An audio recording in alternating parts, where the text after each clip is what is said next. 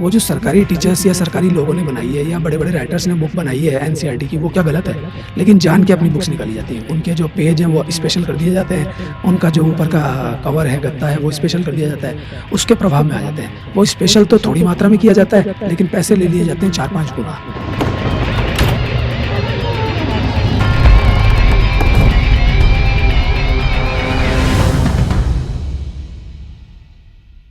तो अनमोल जी, अब हम ये जानना चाहेंगे कि जो आजकल के वर्तमान समय में स्कूल हैं, उनकी एक मोनोपोली है बुक्स को लेके, यूनिफ़ॉर्म को लेके।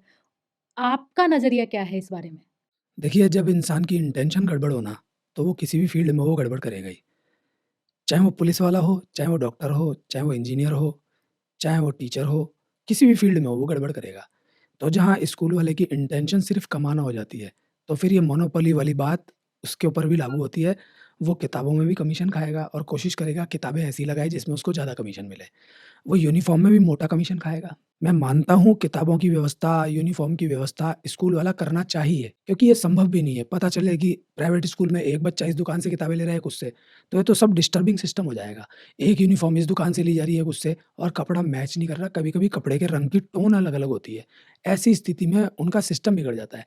तो मैं यहाँ तो समझता हूँ कि ये ज़रूरी है कि वहीं से ले लेनी चाहिए, लेकिन जो मार्जिन है, वो पेरेंट्स को भी पता है। वो कि वही चीज़ आपको बाहर मिलेगी ₹10 की और उसके लिए जा रहे हैं ₹50, तो 4-4 5-5 गुना उनके रेट्स लगा दिए जाते हैं।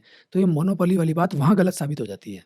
मैं कह रहा हूँ कि गवर्नमेंट बुक्स हैं, लगा सकता है कोई भी स्कूल वाला, बहुत अच्छी है, क्योंकि एनसीईआरटी की बुक्स आपको आगे तक की परीक्षाओं में काम आएगी। यूपीएससी की एग्ज़ाम भी आप देते हैं, उस तक में भी आपको 6th से लेकर कोर्स करना होता है, लेकिन हमारे सामने से वो किताबें हटा कर के अलग-अलग पब्लिशर्स की मिक्स कर करा के थोड़ा इधर से ले लिया और एनसीईआरटी का ऐड कर दिया, या पता नहीं उनके खुद के अपने विचार होते होंगे, क्या होते होंगे, वो भी लिखते हैं, उसका भी डालते हैं, सब कुछ करके उसको बड़ा कर दिया जाता है कि साहब ये स्पेशल है, इससे बच्चे ज़्यादा सीखेंगे, ये खेल-खेल में ये सब।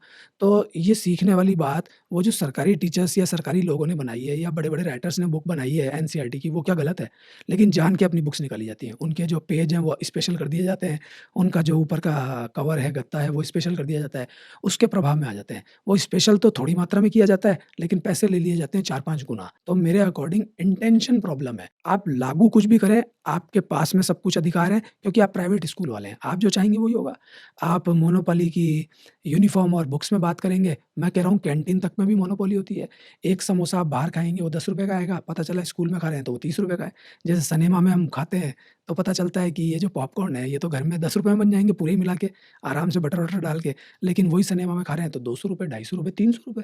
तो ये कैसे होता है? तो मोनोपोली के कारण इतना पैसा लगाया जा रहा है। तो इंटेंशन वहाँ गड़बड़ है ना, इंटेंशन सीधे लूटने की है। आप कहीं पे भी लूटिए, लेकिन एजुकेशन में भी लूटने की इंटेंशन है, तो फिर ये जो लुटेरा व्यक्ति होता है, ये बच्चों के साथ इंसाफ नहीं कर सकता, बच्चों को पढ़ा नहीं सकता। ऐसा स्कूल डायरेक्टर, ऐसा प्रिंसिपल या ऐसी संस्था हमेशा ही गड़बड़ रहेगी। ऐसी मोनोपोली वाले स्कूल में अपने बच्चों को नहीं पढ़ाना चाहिए, लेकिन मैं कहता हूँ इसमें भी पेरेंट्स का दोष है, वो भी दिखावे के अड्डे में आ जाते हैं, फिर उनकी मनमानी जो ख्वाहिशें हैं, वो पूरी करते हैं। संस्था का आपने ज़िक्र किया, तो कई ऐसे स्कूल भी हैं जो संस्थाएँ चला रही हैं। कहने को तो वो नो प्रॉफ़िट नो लॉस पे चलती है।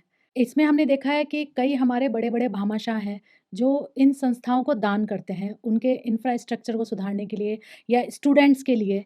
तो क्या ये दान सही है या इसका सही सदुपयोग हो पाता है? फिर से मैं कहूँगा कि सब कुछ इंटेंशन पे होता है। आपने कहा कि इतना पैसा उनका आता है, जाता है। तो इंटेंशन अगर गलत है, तो उस पैसे का दुरुपयोग होगा। कोई धार्मिक कार्यों में अपना पैसा दे रहा है, लेकिन लेने वाला कितना ईमानदार है? मैं कह रहा हूँ देने वाला भी कई बार बेईमान हो जाता है। वो दे कर के उनसे कई काम करवा लेता है। तो यहाँ पे इंटेंशन सेवा की होनी चाहिए। अगर देने वाले की इंटेंशन सेवा की है, तो ऐसा दान दिया हुआ या ऐसी सेवा की हुई बहुत अच्छी है। और लेने वाले की इंटेंशन गड़बड़ है, तो वो अपना घर पहले भरेगा, स्कूल में या संस्था में बाद में लगाएगा। ऐसे बहुत सारे स्कूल्स हैं, कॉलेजेज़ हैं, आप कह रहे हैं कि नो प्रॉफिट नो लॉस पे वो चलते हैं। मैं कह रहा हूँ खूब प्रॉफिट होता है, उनको लॉस नहीं होता, बाकी किसी को भी हो। इसलिए कई जो संस्था वाले स्कूल हैं, वो आज के टाइम पे डाउन स्थिति में हो गए हैं, पहले वाली उनमें बात नहीं रही है। अब उनमें बड़े आराम से एडमिशन हो जाता है, फर्जीवाड़ा चल जाता है और वो स्कूल फल-फूल रहे हैं जो बिल्कुल एक बिज़नेस के तौर पे, बिज़नेस मॉडल के तौर पे सामने लाए जाते हैं। उसमें फिर अंधाधुंध फीस लो। मिडल क्लास फैमिली का बच्चा या उसके पेरेंट्स भी उनके अड्डे में आके फँस जाते हैं कि यार इतने बड़े लोग भी पढ़ा रहे हैं, हमारा बच्चा भी बहुत आगे जाएगा। उनके कोई फ़र्क नहीं पड़ेगा, उनका बच्चा बिज़नेस करेगा, आपका बर्बाद हो जाएगा। तो मैं कहूँगा कि इंटेंशन वहाँ पे रॉन्ग है। अगर इंटेंशन सही है, तो सेवा ली हुई कोई दिक्कत वाली बात नहीं है। देने वाले की भी और लेने वाले की भी।